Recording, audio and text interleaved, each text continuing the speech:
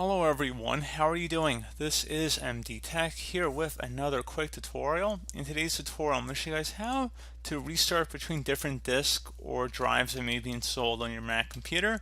So if you just want to switch between which drive is going to be loaded up on your computer boots up, in today's tutorial, I'm going to show you guys how to do that. So we're going to start off by opening up System Preferences down in our dock. So go ahead and left click on that.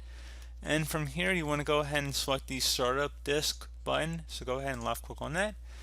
And then you're going to have to click the lock to make changes. So go ahead and left click on that. Enter in your computer password and then select unlock. And then at this point, if you had multiple disks in here, you just would go ahead and select which one you want to start when your computer restarts. And then you would select the restart button, in which case then your computer would boot up to that disk. So pretty straightforward process, guys. Do hope that I was able to help you out, and I do look forward to catching you all in the next tutorial. Goodbye.